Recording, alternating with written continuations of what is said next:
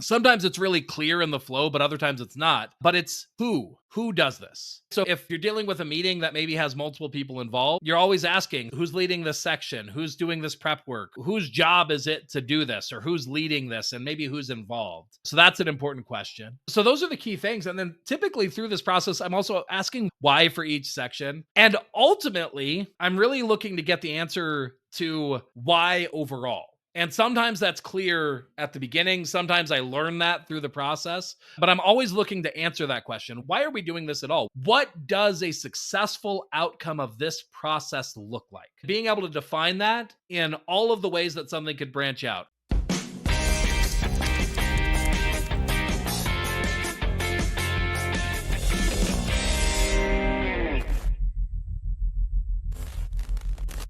What's up? Welcome back to the Amp Intel Show. I'm Zach Hammer. With me, I got Charlie Madison.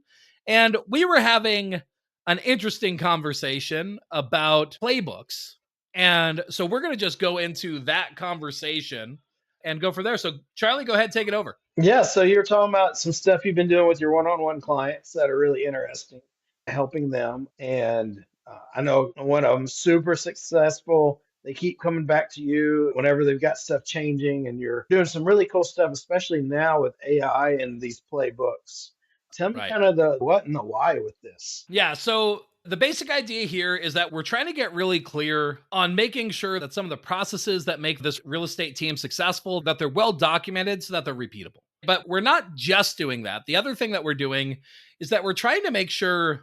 Have you ever seen this where when you're going through and doing something, if you're not thinking about it, you do end up getting a good result. You ultimately end up in the place that you want to, but maybe say you go to the grocery store and you know what you need on your list, but you haven't really thought about where it is in the grocery store. So you wander through it, you go back to aisles that you've already been to. You get there, but it's not completely efficient. And maybe you even miss things in the process because you hadn't thought through it in depth. Does that make sense? My wife hates sending me to the grocery store because I will be there for an hour and a half. It could be because I enjoy it, but either way, yes, you could say I mosey. Indeed. And so what I found is that for a lot of people, they mosey through their processes. They know what they're doing and they know they ultimately end up where they need to, but they don't necessarily understand what aspects of what I'm doing matter, what aspects of what I'm doing don't matter.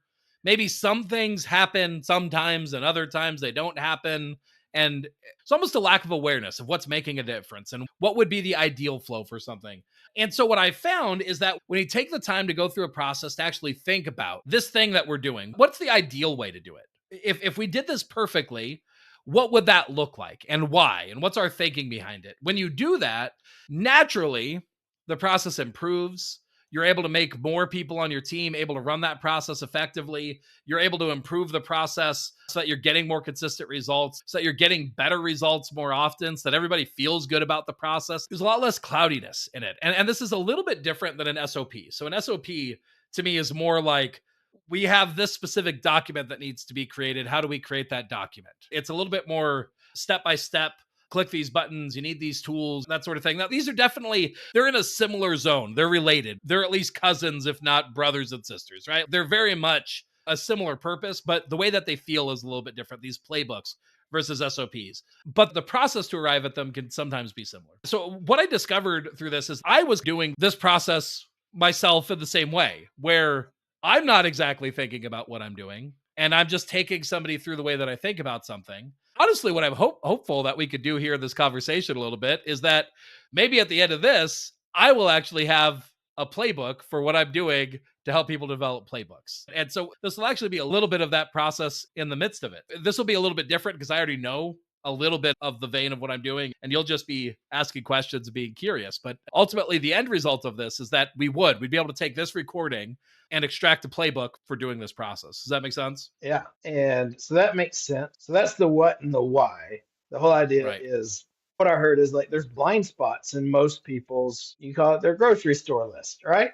Right. And it actually reminds me, this may be a tangent, but the other day I was going to the grocery store and I was actually Right. trying to be efficient and Right. I wanted a specific crock pot recipe. And I Right. actually told AI, I said, group everything together according to the aisles that they usually are. because Right. normally I'm here, there, and everywhere else, and I don't go enough to like and think through it to know. And I tell you what, I actually got in and out really quick. It was efficient, Right. and actually, I told him I was like, "Look, I'm a complete dummy. I don't know anything about cooking. Give me all the details." It sounds like in a lot of ways with most people's processes, most people sleepwalk through the grocery store. You can just, in a way, you can autopilot, kind of like when you're driving and you end up somewhere and you're like, how did I get here? There's this Right. autopilot, and you've got this ability to see the end in mind, know the person, and say, oh, why do you do this? Or do you even do this? And your process is to help discover all those blind spots through discussion and then utilize your systems and AI to flesh that out to give to other people on the team. Is that E- the what and the why? Exactly. So what is your first step in that? So there's a few prerequisites. Okay. So there's what I actually do, but there's also the things that surround this. So, first and foremost, the thing has to be being recorded, right? So you need either a video or an audio feed. My preference for this is that I'm actually doing this in Google Meet typically, and I use Fireflies.AI currently because I get a live transcription while I am doing the call. And that's useful because at a point in this process, I'm actually able to take the transcription on the call, go into AI, and then extract ideas from that and start building things out and getting feedback live rather than having to end the call, get a transcript after, and then go through the process without them on the call, right? So being able to do it live on the call really does make a difference to do this most effectively. But the concept could be run without that. That's just one of my ninja tricks that makes this even better. Anything that gives you a transcript will allow you to do this well. Getting a transcript from the video, from the audio, etc. Lots of tools to do that. I won't dive into that now, but the transcript is going to be the key thing. If you can get a live transcript during the call, that'll make it even more effective. The other thing is just going into the process itself. So the thing that I typically start with is I start with just some questions. And the first one is most often, I know the thing that we're trying to build out a process around. And so I'll start with, what do you currently do? Tell me what it currently looks like. Walk me through. For instance, one of the things that we were building out is a recruiting interview. In the overall process of what they do, there's outbound calls in order to see who might be interested in doing a quick strategy session. People go through the strategy session, ultimately end up booking a recruiting interview. And the recruiting interview is all about, they've already learned a bit about their goals. And so it's about connecting, what does this team have to offer that might be a good fit to bring somebody on board? And then people are either excited they join or they don't. But that interview, there's a process there. And so what we walk through is we walk through, what is your current process? And so typically somebody will say something like, first off, I make sure that this thing's up on the screen, or I make sure that there's a bottle of water, or they start into those things. And at any point that you're doing, what's the process that ultimately results in this thing? And in that, I'm always looking for, are there any prerequisites? Is there work that had to be completed before we even got to this part in the conversation? And I'm asking questions that sort of reveal that phase of a playbook, which is what I would call the preparation or prerequisites zone, Yeah. where this is the stuff that had to happen that actually leads up to the thing that we're doing. Anytime that somebody's mentioning something, I always ask those questions, see if there's any preparation that had to happen. But then the other thing that we do is we typically say, there's this natural, here's what I do next. And people walk through the process at any stage. If there's something that feels a little bit unclear, I'll just ask questions and I'll say, you went from here to here. There wasn't really a transition there. Do you do something in between, or what does that look like? And so literally I'm taking the role of somebody curious and saying, logically, if you go from here to here, there feels like a jump there. So how did that happen? And I'll ask about unclear areas. One of those areas that we had to really clarify was around, somebody comes in the door, who greets them? Who is the person that greets them? Do you go and meet them at the door? Does somebody else come and bring them back to you? We had to think about that and think about Right. that process. What does that flow look like? Because if they don't magically show up in the conference room ready to do this meeting, and so what does that flow look like? So I'm always asking questions about that. And anytime that there feels like there's an assumption, I ask about that to get clear on when that's happening, where it's happening, all of that. Does that make sense? Any thoughts on that? Does that bring to mind any ideas? What I heard there that you help with is step one, once you got the prerequisites, is actually just to let them walk through you the whole process, and you're listening for really what are assumptions that they've built in? What are Right, things that they think are fundamental that are there by default that aren't? Usually in most organizations that are successful, there's lots of hidden value that right, people are doing. It's wisdom, it's learned knowledge, it's all sorts of stuff that can just get ignored or forgotten. And so Right. you're really good at walking through step by step. What are the hidden pieces of value or the things that you do that add up to the final result? Because I saw it when I first started teaching real estate agents. I would say, just do this one thing. But the truth is, I did so many little tiny things leading up to that. My trust was at a level 100 because I'd done Right. all these other things for like the last year. Right. Whereas someone else just coming in and they're like barging through and they're like, I don't get the same results as you, because I Right. was blind to just learn how to everything I do built towards this crescendo. And so you pull that apart, so to speak, and help see through that. Really, it's painful a lot of times. I can't see it. I'm blind to it because a lot of times it's even built from my superpower or my team's superpower. We're really Right. good at something, and so we don't even think it's valuable. I've found a lot of times what's easiest to me is usually the most valuable because it's just my superpower. So you have them walk you through the system and you're listening for what are the invisible things that create value that need to be made visible if they're going to train it or have a playbook on it. Is that right? Exactly. And typically, I'm looking for the answers to a handful of questions. So I'm looking for the answers to, there's a few ways to think about this. I'm asking what comes next. So you did this thing. What do you do next? For all of these, I tend to be looking for why do you do that? Why is this what's next? Or why are you doing this step? What's your goal in trying to do this step? What are you trying to do? And I'm asking these questions typically in a fairly free flowing way because that seems to be the natural way to get people to flow through this, where it's you start with whatever they're currently doing because that's easy. Let me think. It's going to memory rather than going to creation. I'm going to naturally, what am I doing? And then that tends to splinter pretty well into the whys. What I found in this process is that you also hear the, I don't do this, but I really think I should be doing this. I think there'd be a good opportunity if I did this. You start to hear what are those things where now we could actually start improving this playbook. So the question there would be, what am I doing now?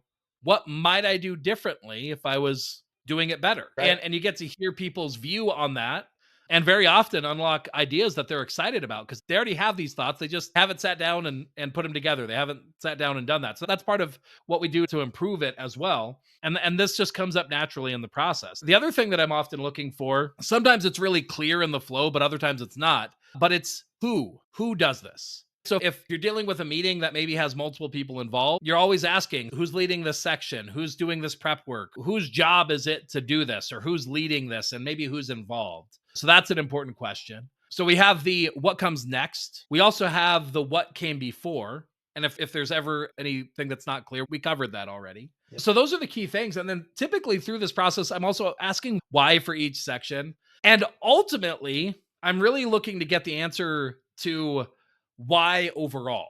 And sometimes that's clear at the beginning. Sometimes I learn that through the process, but I'm always looking to answer that question. Why are we doing this at all? What does a successful outcome of this process look like? Being able to define that in all of the ways that something could branch out. When you're looking at a sales process, that means not necessarily that everybody results in a sale. It wouldn't be successful if every person that came to a recruiting meeting ended up on their team because you only want the people on the team who are actually a good fit, who you can get success for, that you feel like it would be a good fit. So part of the point of that recruiting interview we discovered wasn't just to convey the value of their team to the agent sitting in front of them, but also to have these specific times where they are checking to see, does this person feel like a good fit for us? Do we want them here? And so by going through this process and asking those questions, you naturally come to those answers. And very often, the other aspect that I do is I sort of recap what we've covered. And I'm doing that to check my understanding. The same way that you're saying, what I'm hearing you saying is this, the way that you do that. I'm doing that process in this as well, where I'm saying, so far, it sounds like this is our process. You start with this. This is the person who's doing it. You go step by step through this. You end up here. Okay. Does that all sound right? Yes, that sounds right. Great. So we've locked that down. It's often a lot of that. And then we end up getting from beginning to end, and we feel like we've gotten the process pretty well dialed. The other thing that I do is that I'll ask, is there anything that we missed? Is there anything that you wish was happening that isn't happening? Is there anything that you feel like a recruiting interview, especially, we've established our goal is that we want to convey the value of what we're doing. We want to check in and see if they're a good fit. So, like, I'll ask questions around that and say things like, Charlie, do you feel like we covered this well? Is there anything that we're missing that you'd want to know about if somebody should join the team or not? And I'll ask that question. Typically, there's a bit of time to think about it, and they'll either say, oh, I think we covered it really well, actually, or yeah, we haven't covered this. And so then this revisiting the process and saying, when would be the right time to find this? And for me, since I'm holding this process with so actively, I often have suggestions. I'll often say, I think it would fit really well in here. We're already talking about similar things in that section. If we just introduce this question as well, then we're learning that there. So that's where some of the guidance portion comes in. But even just asking the questions, often people can sort of figure out, oh, I would do it here. I would do it this way. Another question that I'm looking for in this is often around sequencing, around saying, is this the right order to do this?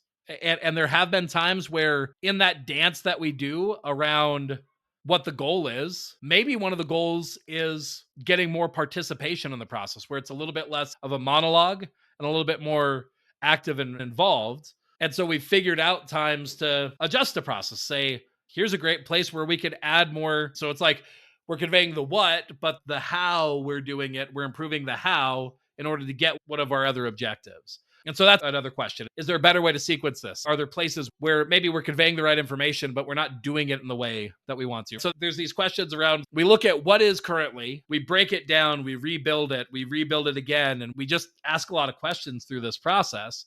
And every step of the way, going through and checking through to see if I'm understanding it well and recapping what we've covered. And I'm doing that for a couple of reasons. For one, to check and make sure that the understanding is happening with the person, that I actually am understanding and we're on the same page of what the process looks like. But the other reason is because I know that I'm getting a transcript, and in the transcript, I'm actually training it to consistently see this is the process that ultimately I want showing up in that document. And that's the flow of uncovering those questions. That's a lot to unpack there. Any thoughts or what stands out to you about that? You've got some specific ways to uncover those things, and Yes. you covered on that how you did it. You're Right. asking, is there anything else? Is there anything missing? And then you ask, is this in the correct order? Is it in a different order, or should it be in a different order? Those are Right. really the summaries of what you ask. Yeah. Exactly. And so it's interesting in that it feels easy to do it in conversation by starting with what you're doing now. And I find it helpful personally for me to either legitimately be coming at something brand new where I don't know the process. And so I have to ask questions in order to gain an understanding. And so they have to teach me. That's really helpful to unpack those things. But one of those things that I feel like I might be good at that some people might struggle with is that I'm good at playing the fool as well, where even if I do know a process, You've been playing and this whole time? you never know. You son of a gun. But I'm good at pretending that I don't know the thing to get them to voice how they see it and how they would approach it. Where I might understand the process, but I still get them to say it and I get them to go through that process. And there's reasons for that in terms of getting them to put it in their own words, getting them to think about it, getting that information laid out in that way. That can be helpful. But the whole idea is like being really curious, and anywhere where I could envision you're saying something that we haven't talked about how to do it. How would you do it? That way we're extracting that and we're at least documenting, do we need to build out other playbooks? Do we need to build out other tools? Do we need to name something that previously wasn't named? Because sometimes that's useful in being able to say, you run this process, you got to give it a name. And the end result is that we end up with this transcript that literally I take the entire transcript and I give it a template plus the transcript and I say, please create a playbook from this. And what you end up with is you end up with the playbooks that we've been developing. They start with a paragraph overview of what this playbook's about and at a high level, what it accomplishes and how. Then there's a section that talks about key outcomes where it says, when you run this playbook, these are the things that happen. And depending on the playbook, sometimes there's multiple parties involved. So I've put together playbooks where their ancillary partners are involved, the agents that are at their office are involved, their own company is involved, and everybody has separate interests. The reason why the ancillary partners are involved, they want something out of the process that's different than what the agents want out of the process. Right. And the company wants things out of the process that are different than the agents and ancillaries want. And so we're showing those so that we can essentially look at this playbook and see if we're going to change something, we are either saying we think that changing this will make it more likely to result in those outcomes, or we're saying we missed an outcome that we want to achieve and that's why we're changing it, or that this outcome doesn't matter and so we're removing it. But it lets us know what we're doing and why. And then you have the actual process itself. The process always shows preparation if necessary and who's doing it, what they're doing, and what the goal is that they're looking to achieve with a thing. Sometimes we're including in sections, if it's a meeting playbook, we're giving examples of what's talked about, maybe even some of the scripting, if that's useful or helpful. But really, the idea is that somebody should be able to read it and they very naturally understand, here's what's going on in this meeting, here's how it happens, here's how we're running this process. And it may not be everything that they need to do it, but it's that high level idea while still being somewhat close, so that if you've been trained on how to do something, it's a really good quick reference. And it's a really good way to be able to get back on board to really understand, we do this and this, cool. I understand it. I could teach it. It's internalized and not just an intuitive thing. I get what we're doing and we're all speaking the same language. Yep. And through that process, you end up with an improved process. You end up with a more repeatable process, all of that. So that's what we do. That makes sense. And what are some insights that you've had? You've ran through this is a system you've done for a long time and you're always refining it. You're doing it again with one of your one-on-one clients. What are some insights Right. you've gained doing it this time with the tools at your disposal? So the biggest thing is, at this point, I used to have to take a lot of notes. I used to have to write things down so I could revisit them, mainly so that I could reference them again later, right? To do something with it. Right now, I'm very often, at least for me personally, I'm just able to be present in the conversation. I still take notes to some degree, but usually they're more like quick reference notes that I refer back to. Yeah. They don't need to be as detailed. And the other thing is, now this step I mentioned, I have the live transcription.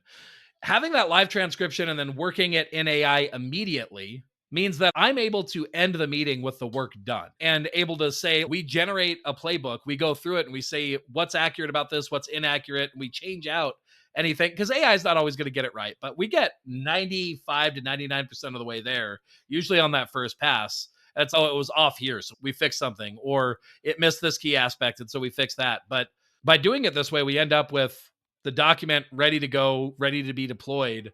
We have the process clarified. It's able to be run well. And like the kinds of things that I'm hearing back are, one of those playbooks that we developed was for an orientation, new hire orientation. They recruit agents, they've joined the team, and now we're setting them up for success to say, hey, welcome to the team, and here's some things to lay out.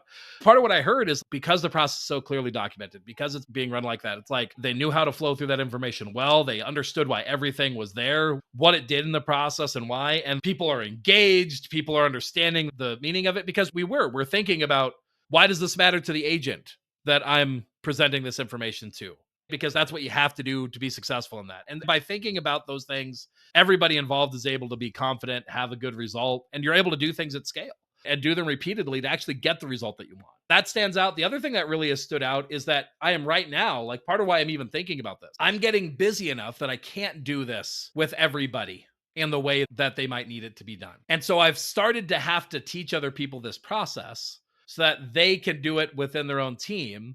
And they're bringing me in after the fact to say, we've at least unpacked the current process. Now, what are we missing? What could be improved? But we at least have it clearly documented. Here's our goals. Here's what we're trying to achieve. Here's the process we're currently running and our best vision for what we're doing. And that by itself takes care of most of the work. But then I can flow through that and say, oh, here's some ideas. You might move this here because they're related. You mentioned this document here. Where are you creating that? So we're able to go through that process a lot quicker, but they're able to get clear and immediately have something that they at least know, this is what we're trying to do. This is the reason why we're doing it this way. And so when we look at adapting it, it feels a lot easier.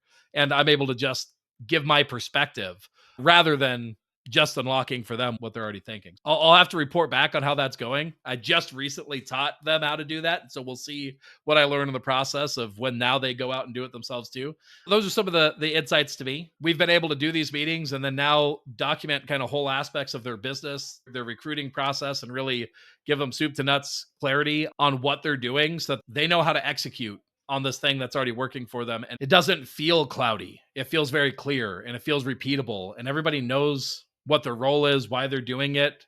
They know if they need to adapt, why. And it just makes the process feel so much better. So those are the things that come to mind. Anything stand out to you from that process? I think we know playbooks, SOPs are important. Mike Michalowicz's book, Clockwork, talks Right. about his process is you hire someone, you do a video, and you let them turn it into a SOP. But they Right. may not be good playbook or SOP writers. And who knows Right. what all you left out on that video that, again, we talk Right. about there's so many little things that you probably do to create the final version.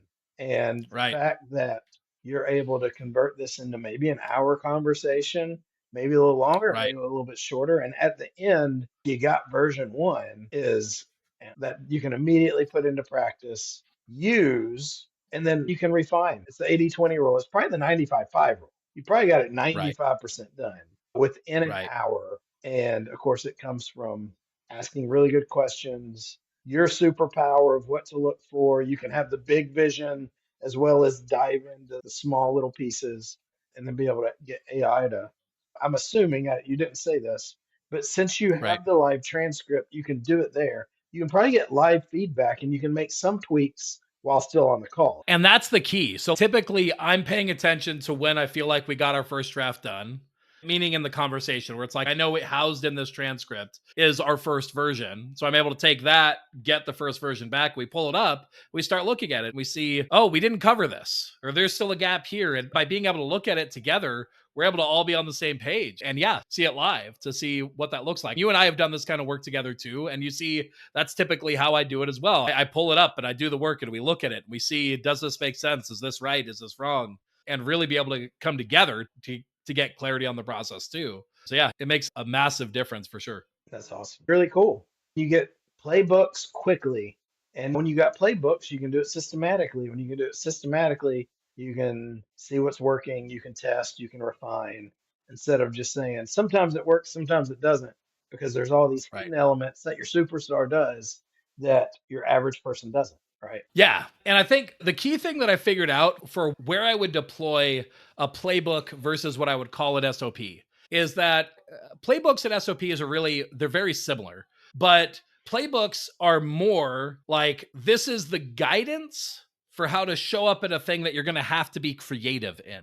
Playbooks, they apply to things that you would typically think of that need scripts, like phone scripts, that sort of thing, meetings, presentations, consultations, where you know that you're taking somebody through a process, but you're really painting in broad strokes because the actual conversation is going to be adapted to that person. The actual flow is going to be adapted to the people in front of you.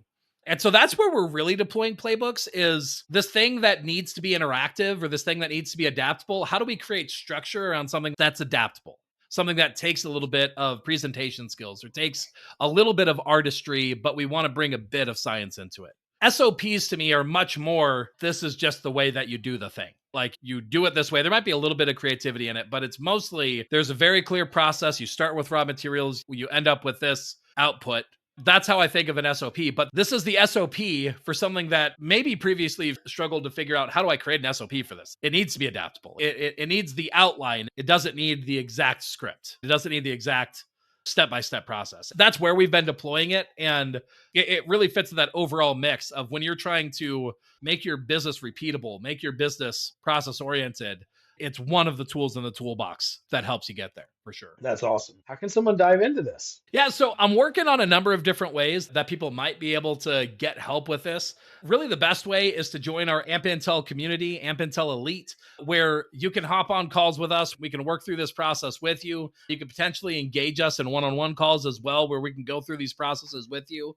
I'm looking at, I'm seeing, is there a way that I could help people with this at scale, train up people that maybe can run through this process with you? So stay tuned for what that looks like. Definitely getting access to our playbooks, our documentation, our AI systems, our strategies for how we're doing this and getting it live and getting that direct feedback and help to implement this in your business. That's what we're doing in AMP Intel Elite. So if you have questions on that, you want help, that's where you can get help on that. In order to get access to that, visit zachhammer.me and reach out to us on our contact page. I can get you the information on where to access that. Currently, at some point, I'll probably set up a dedicated URL and start mentioning that here. But zachhammer.me is the best place to go to see what we're up to get on the list and stay up to date on everything that we're up to. Is not always open. We do close it down and open it up occasionally. So if you're interested in that, I recommend that you reach out sooner than later so that the next wave, when we let people in, that you have that opportunity to join us. Otherwise, that's probably the best way to get access to that, where you get access to whatever we currently have. Right now, what I'm going to be able to provide is this kind of process turned into a playbook. I'm going to be able to provide access to our prompts, our AI GPTs, our tools that we've built out, all of that in order to make that process easier. And really, the biggest thing is giving you access to me and my team where you can hop on and get clear on how this might apply to you and your processes and where it should be deployed. It's worth it. I hop on, I've 10x my business results through AI without hiring people. That's what I like about it. Right. Systems versus HR. Very, very nice. If you're interested, hop on, do that. Come join me on the AMP Intel calls, and we'll all mastermind together under Grand Poobah Zach Hammer. Indeed. Awesome. Charlie, thanks so much for teeing this up and helping me walk through this conversation so that we can unlock this for people. Hopefully, the idea of building playbooks, deploying them for your sales calls, your meetings, your presentations, all of that sort of thing, anything where you feel like there needs to be a little bit of artistry, where you blend the artistry and science, and it's a little bit less of a factory and a little bit more of craftsmanship required, if that makes sense. That's what we're looking for there. Thanks so much. And yeah, until next time, we'll catch you on the next one. All right. Bye. Thanks for tuning in to the Real Estate Growth Hacker Show. Remember, done is better than perfect. To turn the marketing ideas and tactics you just learned into real growth for your real estate business, visit us at realestategrowthhackers.com. If you like this episode, consider sharing it with another real estate professional who could benefit from the information. Or maybe you'd like to subscribe to the show to never miss an episode. You can leave a rating or review on iTunes with your biggest takeaway, helping this show to reach and help more people just like you. Thanks again, and we'll see you on the next episode.